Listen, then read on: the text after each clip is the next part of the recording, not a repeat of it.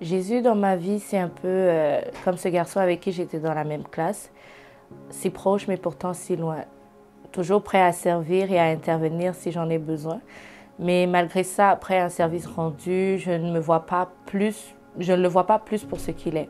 Mais cet ami est toujours là quelque part, je passe souvent, je le vois, il me propose son aide, il cherche mon regard, mais je le traverse. Simplement, quand je me mets dans un sérieux problème, je vais fouiller quelque part, il répond présent pour m'en sortir. Mais un jour, j'entame une relation qui va m'éloigner du peu de civisme, du peu de relations courtoises que j'avais avec cet ami. J'entame donc une chute sans fin. Et quand j'atteins le fond complètement, je suis enceinte, je suis maltraitée, je suis isolée, déprimée. Et je regarde à gauche et à droite et je me rends compte que je suis seule.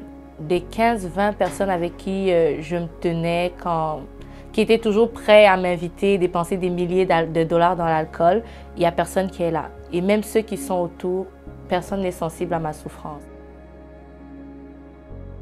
Je ne vais pas bien, je souffre dans ma chair et mon âme n'a aucune paix. Je me réveille des fois à 3 heures du matin pour aller marcher toute seule dans les rues. Tellement je n'ai pas de paix, je ne peux pas dormir.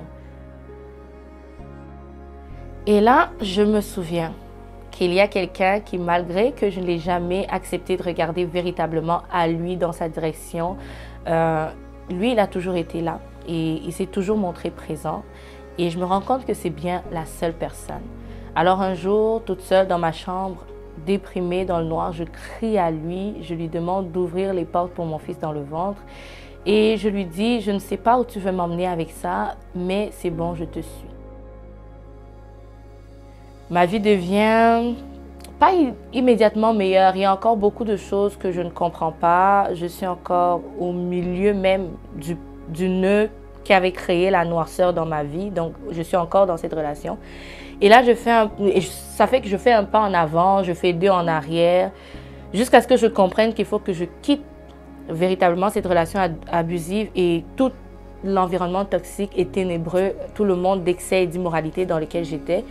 Et c'est ce que je vais faire. À partir de ce moment, je commence à regarder les prêches en ligne chaque dimanche, à prier plus souvent, même si je ne sais pas exactement comment faire.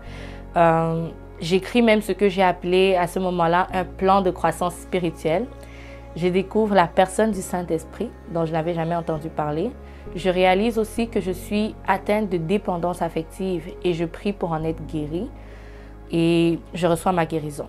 Je l'ai senti en moi, le besoin que j'avais de toujours être entourée, de toujours être en communication avec des gens, même si je me casse en deux, même si eux, ils me méprisent, ce besoin-là, il disparaît. Mes relations avec mon entourage deviennent donc plus saines parce que j'attends plus après eux pour être heureuse et ça se voit. Donc, je prie aussi pour être guérie des traumatismes liés à ma relation abusive, pour la restauration complète. Et ça, je l'ai expérimenté d'une façon très intéressante. Ça me fait penser au verset « Vous connaîtrez la vérité vous affranchira » parce que c'est vraiment la vérité qui m'a libérée. Donc, le Seigneur a commencé à me révéler en profondeur un point de vue que je n'avais pas réalisé, d'une façon wow, ce que j'ai vécu, comment exactement ça s'est produit, comment je m'en suis rendue là, pourquoi les personnes réagissaient de la sorte. J'ai vraiment reçu ça comme une révélation et ce genre de révélation, ça efface vraiment toute l'amertume, la haine et la culpabilité qu'on peut ressentir au sortir de ce genre d'expérience.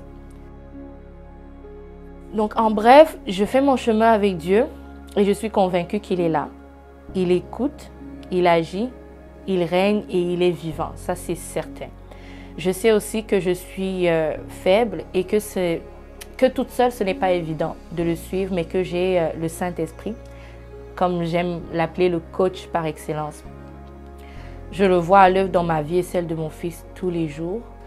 Et je peux juste terminer en disant à quelqu'un qui veut abandonner cette vie, d'essayer. Tu as tout essayé, ben essaye Jésus et goûtez et voyez comment le Seigneur est bon.